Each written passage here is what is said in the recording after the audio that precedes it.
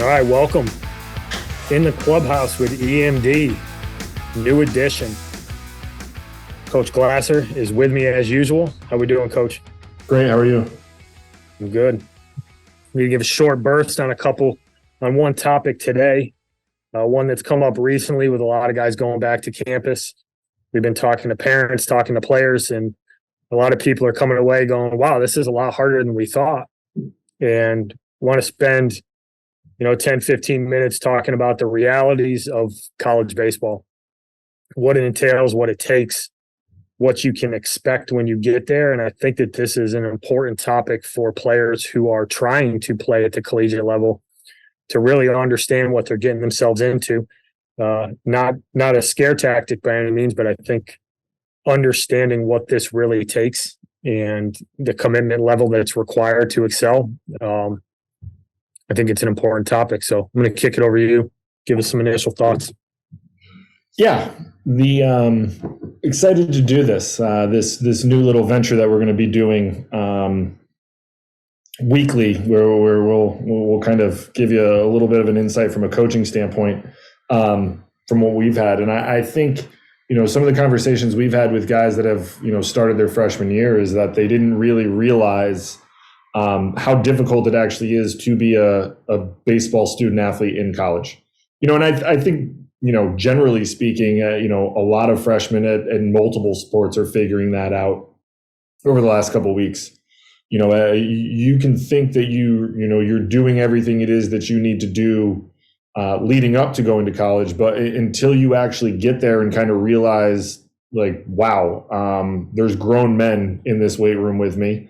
And maybe I didn't do a lot of the stuff that I was supposed to do. And I thought I did enough. And you start to kind of realize, like, wow, I'm not even close, or I didn't do enough, and that kind of realization starts setting in, and, around week 3, week 4 of the fall, once you start getting into indies, and if you're into practice, I know Division 2 or Division 3, you can't really do indies. You're getting right into practice.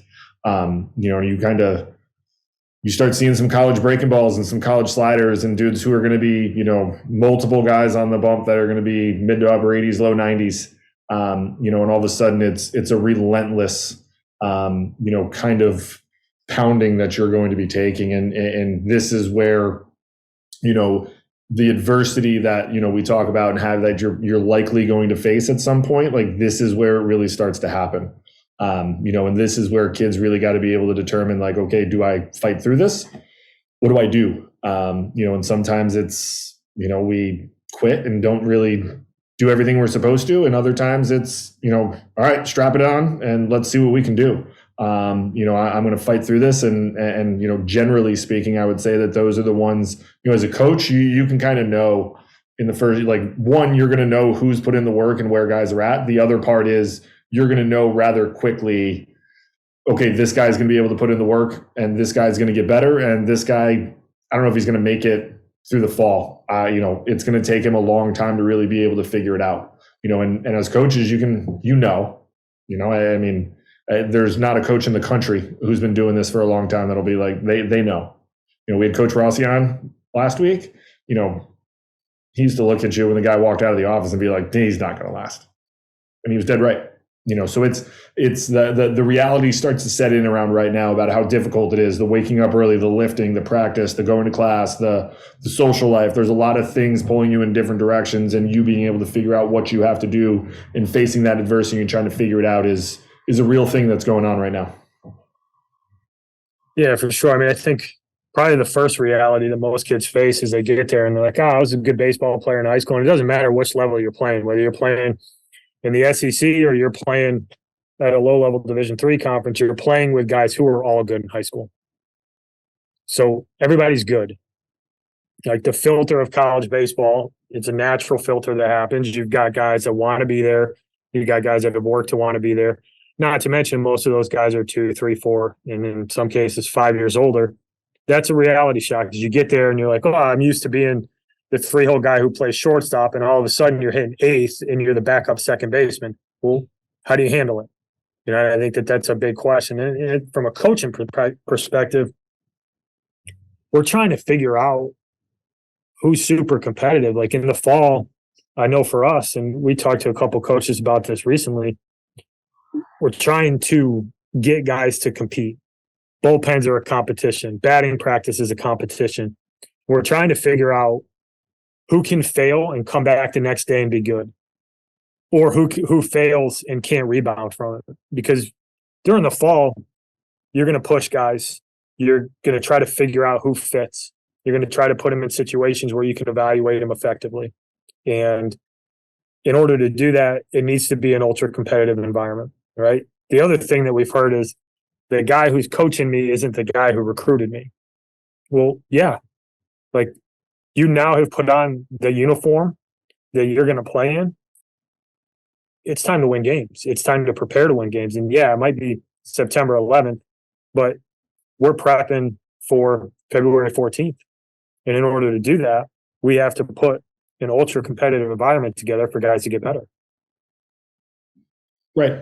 And that's, you know, people always tell you you don't win championships starting January 14th, 15th ish when you start indies or you start practice late January. Like you start winning them in the fall.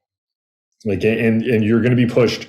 You're going to have to compete. You're going to have to show up every day. You know, a lot of coaches are trying to figure out in the fall whether you're like, they're going to try to simulate the spring as best they can. You know, so it's going to be a pretty, you know, similar situation to what you're going to face in the spring. Like they want to know what they have, because you can't go into the off season, especially at the Division III level, where I was, not knowing what you have. Right, like I needed to know coming out of those 16 days that I had, like who can I trust that's going to put in a lot of work that I can count on to be in the best shape coming back in January, because that you don't have time to get a lot of guys ready once you start the season. Like you have 4 or 5 weeks before you're playing games, so like you got to come back ready. So you have to understand and get a feel for who is going to be ready, who can put in the time, and who's going to be, you know, tough enough to do it. And that's why the fall becomes, you know, a little, you know, is it a little lax from a, you know, an overall standpoint? Sure. But like you're still simulating, you know, it's because you're not playing games every weekend. Like you're inter squatting, you're going to practice. Like it's a little lax from that standpoint. But the competition and showing up and being able to be prepared and do all the things it is that you need to do in order to be great come season time starts in the fall. And you're going to get pushed, and that's what it is. Yeah, because the reality is when you get to the spring, it's something that these high school players have never taken it on, right? They've never experienced what a college season is, and I hate to use this word, we always laugh about it, but like it's a grind. Like it's about who can show up when they don't feel good. It's about who can compete when they don't feel 100%, right? You know, standard Division I weekend, you got Friday, 7:00 start. When's the last time a high school kid showed up to the field at noon? Because that's what a lot of guys will do. They'll show up at noon. They'll put their shorts on. They'll go get some BP in, might get some work in the training room, you know, to work out anything that's nagging them. Go out, maybe get some extra defensive work in. Then they'll come back in, they'll eat. They'll chill out for a little bit. And then they'll get in to their pregame work, which is team stretch, run, BP, which seems lax when you watch it and you're sitting in the stands and you watch guys go through BP, but that is a tightly scripted 45 minutes or it's 40 minutes. That's all you get pregame. You get 40 minutes. And then it's back in the locker room. It's hydrating. It's getting food in your body so you can get prepped and ready to go. You don't leave that field if you're a player until 10:30, and then you got to come back the next day and you got to play at 2. So you're going to be at the field at 9. And then on Sunday, it's a noon start, and you got to be at the field at 8:00 or 7:30. Sometimes you don't take BP on Sundays. You get a day off on Monday, which is never truly a day off. Got to come in and get some work in. Pitchers need to throw or run or condition. Most hitters who are good are going to come in and get at least a few swings, you know, feel good about what they're doing. You got practice Tuesday. You travel on Wednesday. You practice Thursday. And if you're playing on the road, you travel Thursday night. And you do that for 14 straight weeks. And coaches want to find out who can handle that. And it's a lot. And we've talked about this, but if you don't love the process of showing up and doing that, you will hate college baseball because it can become a job really quickly. And Yeah, it's tough and it's awesome.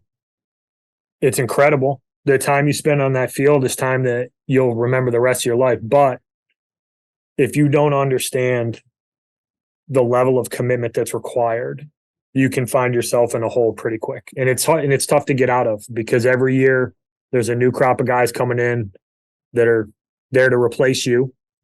And you need to be able to withstand that and sustain it for, 3 or 4 years. Right. And I think the one little thread I'll pull on this before we kind of wrap this up, but yeah, I think the one thing I always heard from people is like, I want to have fun. Like, winning is fun. Competing is fun. It's not necessarily your coach's job to make every practice fun. Like, we're not going to throw a tent up around the field and have elephant rides and a petting zoo. Like this process is fun. And to your point, like if you don't actually love baseball, like you're not going to enjoy being a college baseball player, because the fun part is going to practice, it's being in the locker room, it's being with your teammates, it's the travel, it's everything that goes into it. It's being in the weight room, it's competing, it's, the lights are on, you get to play a game. Like, yeah, man, like this is what's fun. Like, don't get me wrong, you're gonna have fun along the way, but you're gonna have fun during the process. Like, it's not like we're playing, the fun is not the fun in games, right? Like the fun is we get to compete, we're gonna win, and like there is where your fun happens, and it's entwined in there. It's not necessarily like, I never wrote a practice plan like, how can I make sure that everyone is gonna have fun today? Like that's not a thing when you get to college. Like, are you going to have some days where you might do some different stuff to kind of lighten the mood or, be light, but still compete? Yeah, absolutely. You have fun? Sure. But it's not going to be an everyday thing. Like you're going to have to love this game and love this process in order for you to really enjoy being a college baseball player.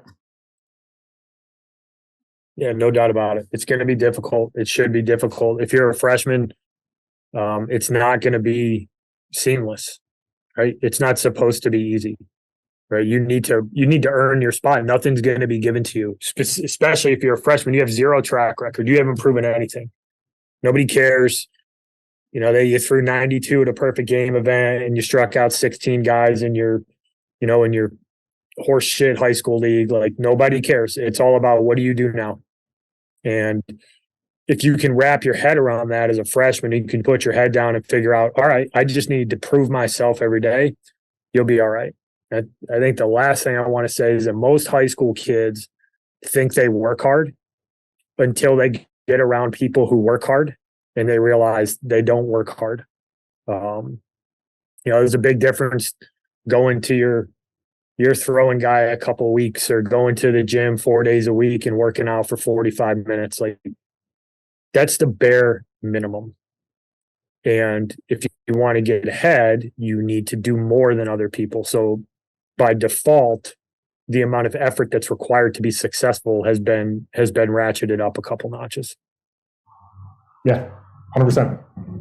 Couldn't agree more. All right. Quick and dirty. EMDbaseball.com. Follow us on social media. EMD Baseball at Twitter and on Instagram. You can check this out on YouTube. And then if you're listening on Apple and Spotify, hit that follow button, subscribe. We'll be coming back with more. Smash it. Thanks, everybody.